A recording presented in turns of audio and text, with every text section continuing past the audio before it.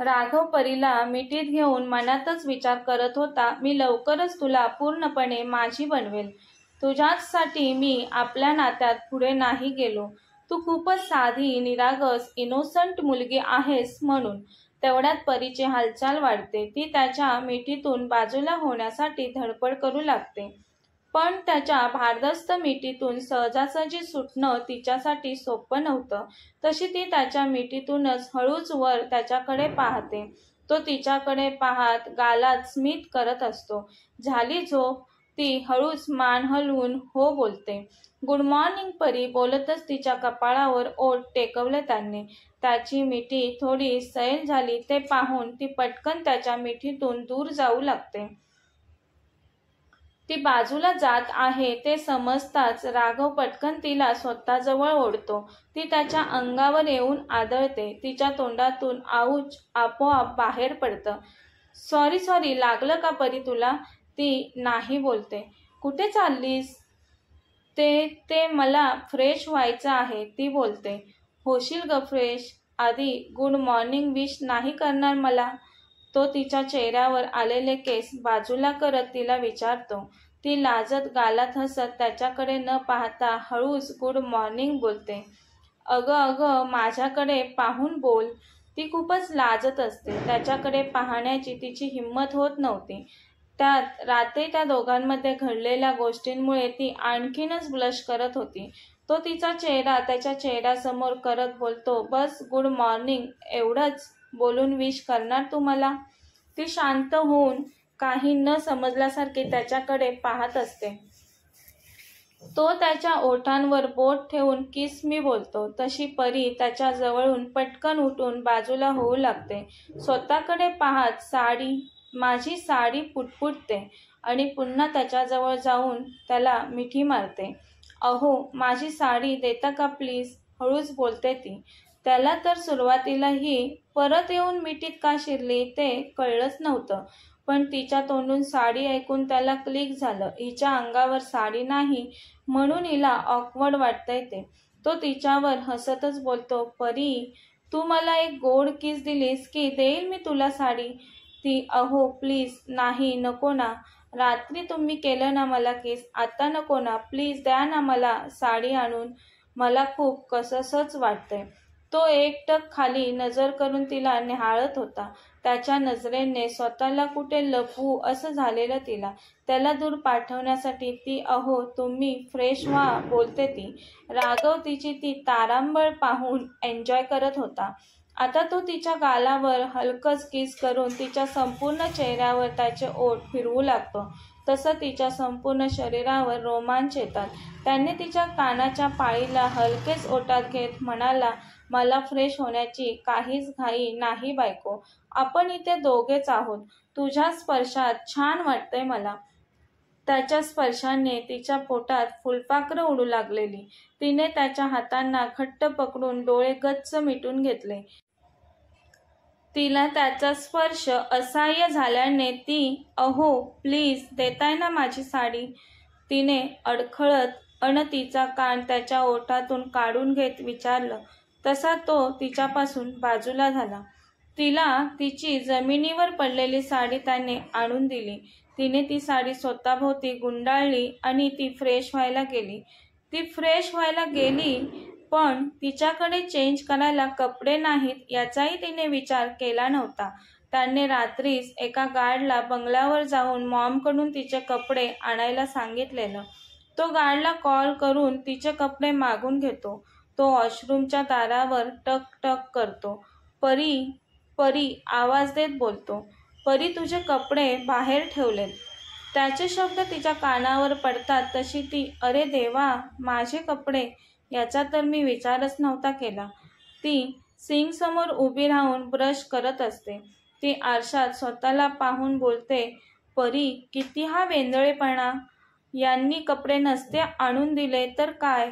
एक मिनिट, यांनी कधी कपडे आणले माझ्यासाठी? ती डोक्याला ताण देऊन विचार करू लागते.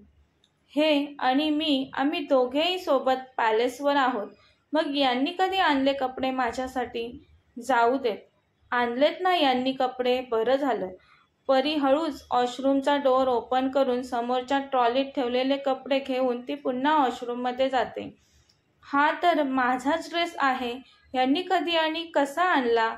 ती त्याच विचारात बाथ घेऊ लागते. राघव दुसऱ्या वॉशरूममध्ये जाऊन फ्रेश होऊ लागतो.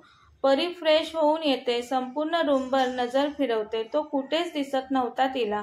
हे कुठे गेले? यांना फ्रेश व्हायचं नाही का? तिला नव्हतं माहिती तो दुसऱ्या वॉशरूममध्ये फ्रेश होण्यासाठी गेलाय ते. असतील बाहेर विचार करून ती सावकाशपणे तिची तयारी करू लागते. तेवढ्यात राघव दार उघडून आत येतो आणि समोर परीला पाहतो. तिचे लांब सडक ओले केस, त्यातून पाणी टप टप गळत असतं. नुकतीच आंघोळ केल्याने तिचा टवटवीत चेहरा, तिच्या बॉडीचा मनमोहक सुगंध आणि तिच्या गोऱ्या अंगाला शोभेल असा मरून कलरचा चुडीदार ड्रेस घातलेला तिने, त्यातून ती अधिकच उठून दिसत होती. तो भान हरपून तिलाच पाहत राहतो आणि कधी तिच्याजवळ जातो त्याला सुद्धा कळत नाही. ती तर त्याच्या नजरेनेच लाजून लाल होते. तो तिच्या जवळ जाऊन तिच्या नाजूक कमरेवर हात ठेवून तिला स्वतःजवळ ओढतो. तिला काय बोलायचं ते कळतच नाही. तो वेळ न लावता क्षणात तिचे नाजूक ओठ त्याच्या राकट ओठांमध्ये बंदिस्त करतो. तो हळूच तिच्या ओठांचा रसपान करू लागतो. सुरुवातीला ती तिचे डोळे विस्फारते, पण नंतर ती त्याच्यात हरवून जाते. त्याच्या स्पर्शात जादूच अशी असते की ती विसरते स्वतःला आणि त्याला जमेल तसा प्रतिसाद देते. त्याचा एक हात तिच्या डोक्यावर आणि दुसरा हात तिच्या मानेवर असतो. तिचे दोन्ही हात त्याच्या पाठीवरून हळूवार फिरत असतात. त्यांची सॉफ्ट किस काही वेळातच पॅशनेटली होत जाते. ते त्यांना सुद्धा कळत नाही. बराच वेळ दोघे एकमेकांच्या किसमध्ये मंत्रमुग्ध होऊन एकमेकांच्या किसचा आस्वाद घेत असतात. तिला श्वास घ्यायला त्रास होत आहे हे लक्षात येताच तो तिच्यापासून बाजूला होतो. एकमेकांच्या किसमध्ये हरवलेले ते पूर्णपणे भानावर येतात आता. तशी ती ब्लश करत त्याच्याकडे पाठ करून वळते. तो निघूयात का विचारतो तिला. ती हो निघूया बोलते. दोघेही आता बंगल्यावर जाण्यासाठी कारमध्ये असतात. संपूर्ण प्रवासात कारमध्ये परी शांत असते. बंगल्यावर पोहोचल्यावर राघव तिला बंगल्याबाहेर सोडून बाहेरूनच निघून जातो. त्याला ऑफिसला जायचं होतं. कालपासून खूप कामं पेंडिंग होती. त्याची वाट पाहत कित्येक तास त्याच्यासोबत होती ती. त्याची साथ, त्याचा स्पर्श तिला खूपच भावला. खूपच आपलेपणा होता त्याच्या स्पर्शात. अपार प्रेम होतं तिच्यासाठी आणि तो आता तिला एकटीला सोडून निघून गेला. तो असा तिच्यापासून दूर गेल्यामुळे तिला खूप एकटं वाटू लागलं. तो तर पटकन निघून गेला, पण त्याच्या आठवणीत तिला रडू येऊ लागलं. क्षणातच डोळे पाण्याने भरून तिचे अश्रू गालावर ओघळले. ती धावतच बंगल्यात आत आली. राघवने मॉमला कॉल करून सांगितलेलं परीला बंगल्याबाहेर सोडलंय ते. तिला सोडून जाताना त्याचीही अवस्था तिच्यापेक्षा काही वेगळी नव्हती, पण त्याने त्याच्या मनातील भावना आवरल्या. परी बंगल्यात आत आल्यावर शालिनी तिच्या समोरच होता. ती पटकन शालिनी यांना बिलगते आणि रडू लागते. अगं परी बाळा, काय झालं? राघव काही बोलला का तुला? ती लहान मुलीसारखी रडतच मान हलवत नाही बोलते.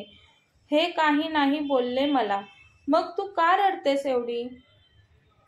हे लगेच गेले, घरी सुद्धा आले नाहीत. परत येतील ना हे बंगल्यावर?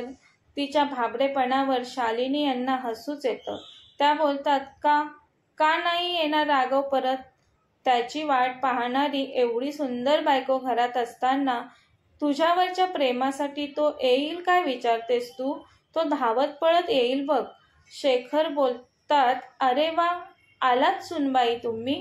परी तिचे डोळे पुसत, डॅड तुम्ही केव्हा आलात? अगं ते सकाळीच आलेत, शालिनी बोलतात. परी त्यांच्याजवळ जाऊन पटकन त्यांना वाकून नमस्कार करते. सुनबाई, वाईट वाटलं तुम्हाला किडनॅप झालेलं ऐकून, पण आनंदही झाला. राघवने तुम्हाला त्यांच्या तावडीतून सुखरूप घरी सोडून आणलं त्याचा. ते ऑफिसला जाण्यासाठीच निघून आलेले खाली. तेवढ्यात परी आली आणि त्यांची भेट झाली. शेखर जातात ऑफिसला निघून. आज परी घरीच होती, त्यामुळे आज दिवसभर घरची कामं करण्यात, गप्पा करण्यात जातो दोघींचा. रात्री डिनरच्या वेळी परी राघवची वाट पाहत असते, पण राघव आलाच नव्हता घरी. नेहा, शालिनी, शेखर जेवतात. राघव नव्हता म्हणून चार्लीही नव्हता घरी आला लवकर. शालिनींनी खूप आग्रह केलेला परीला जेवायला बसण्यासाठी, पण परी नव्हती जेवली. हे आल्यावर आम्ही एकत्र जेवू बोलली ती. ती राघवची वाट पाहतच न जेवता डायनिंग टेबलवर बसून राहिली. समोर भिंतीवर लावलेल्या घड्याळाकडे सतत पाहत होती ती. 12:30 वाजलेले. मनात 12:30 वाजले तरी हे अजून आले नाहीत. एवढं उशिरापर्यंत काम करतं का कोणी? मी वाट पाहत असेल घरी असाही विचार नाही आला का यांच्या मनात? माझ्याकडे पाठ करून वळले तसे विसरले मला. ती थोडं रागातच स्वतःशीच बडबडत होती. तेवढ्यात समोरून चार्ली येतो. परीला समोर पाहून तो परीला आवाज देतो, वहिनी, तुम्ही झोपला नाहीत अजून? परी नाही बोलते. तुम्ही का झोपला नाहीत? राघवच्या येण्याची वाट पाहत आहात की काय? चार्ली विचारतो परीला. परी, हो, हे कुठे आहेत? तुमच्यासोबत नाही आले का? चार्ली बोलतो, राघवने कॉल करून कळवलं नाही का तुम्हाला? तो आउट ऑफ इंडिया आहे. सिंगापूरला गेला तो दुपारीच. 1 आठवडाभर तरी येणार नाही तो आता. काय? परी थोडं मोठ्यानेच बोलते. परीचा चेहरा लगेच पडतो. ती नाराज होते. वहिनींना नाराज झालेलं पाहून चार्लीला वाईट वाटतं. राघव पण ना, याला कामाच्या पुढे काहीच लक्षात राहत नाही. वहिनींना एक कॉल करून कळवायला काय प्रॉब्लेम होता याला? पण नाही, एक कॉल करायलाही विसरले असतील भाईसाहेब. परी पळतच बेडरूममध्ये येते आणि बेडवर अंग झोकून देते. आता तिला खूप मोठ्याने रडू येतं. खरंच हे मला विसरले असतील का? त्यांनी नाही कॉल केला मला, पण मी तरी कुठे कॉल करून त्यांची चौकशी केले म्हणून रागवले असतील का हे माझ्यावर? माझ्या कॉलची वाट पाहत बसले असतील का हे? आता करू का मी यांना कॉल? नाही, नको. किती वाजलेत? रागवतील यावेळेस कॉल केला तर. त्याच्या आठवणीत उशी तोंड खुपसवून रडत असते ती. तेवढ्यात तिच्या फोनची रिंगटोन होते.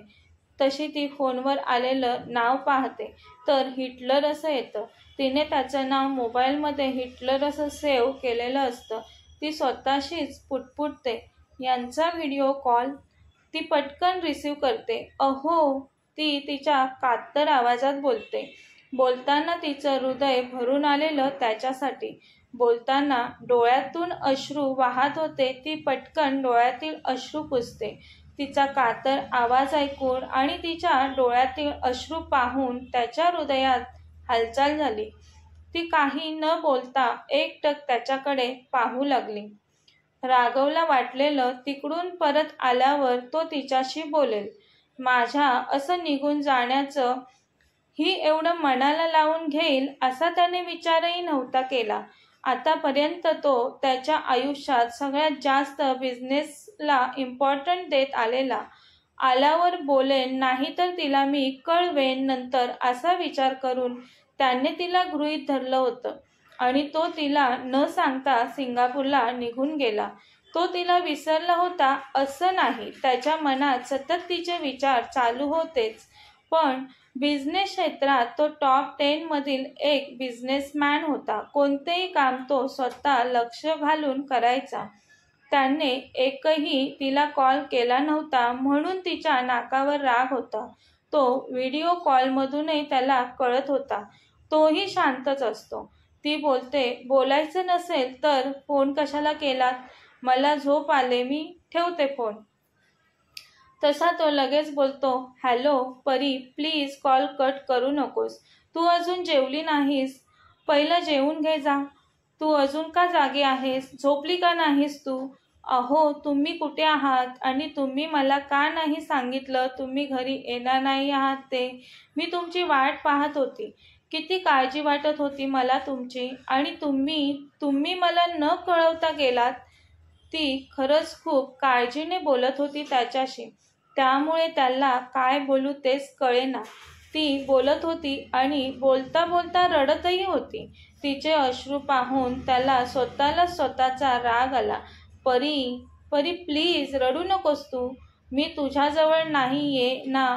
तू अशी रडलीस तर माझं लक्ष नाही लागणार इकडे कामात. तू म्हणत असशील तर मी येतो माझी सगळी कामं सोडून. ती अहो, तुम्हाला माझी काहीच किंमत नाहीये म्हणून तर तुम्ही मला काहीच न सांगता गेलात. कामं सोडून येण्याची काही गरज नाही.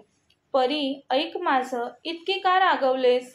प्लीज रागू नकोस ना. मी इकडे जरी असलो तरी माझा जीव तुझ्यावरच जडलाय. ती रडत मुसमुसत बोलते. अहो, मला तुमची खूप आठवण येते. मला तुम्ही माझ्याजवळ हवे आहात. कधी येणार तुम्ही परत? परी, तू नको काळजी करूस. मी लवकरच येईल परत. अहो, लवकर म्हणजे कधी? नक्की सांगा मला. अगं 8 दिवस तरी लागतील. ती काय 8 दिवस? मोठ्याने बोलते. एवढे दिवस तुम्ही माझ्यापासून दूर राहणार? तुम्हाला नाही येत का माझी आठवण? खूपच येते मला परी तुझी आठवण. मी तुझ्यासाठी लवकर येण्याचा प्रयत्न करेन. तू नको काळजी करूस. झोप आता. उद्या कॉलेजला जायचं आहे ना तुला. आणि हे रडणं पहिलं थांबव. अजिबात रडू नकोस, नाहीतर मी कायमचा इकडेच राहील बरं का. अहो नाही हा, तुम्ही असा विचारही करायचा नाही. तुम्ही माझे आहात. तुम्ही मला माझ्या जवळच हवे आहात. समोर असल्यावर काहीच बोलत नाहीस आणि कॉलवर किती बोलतेस ग. तशी परी शांत होते. हळूच गुड नाईट बोलून कॉल कट करते. तिच्या असं वागण्यावर माझी वेंदळी बायको बोलून तो गालात हसतो. कथेचा पुढील भाग पाहण्यासाठी चॅनलला सबस्क्राईब करा. कथा आवडल्यास लाईक, शेअर आणि कमेंट करायला विसरू नका. कथेचे यापूर्वीचे सर्व एपिसोड प्लेलिस्टमध्ये सेव्ह आहेत. पाहिले नसतील तर कृपया पहा. धन्यवाद.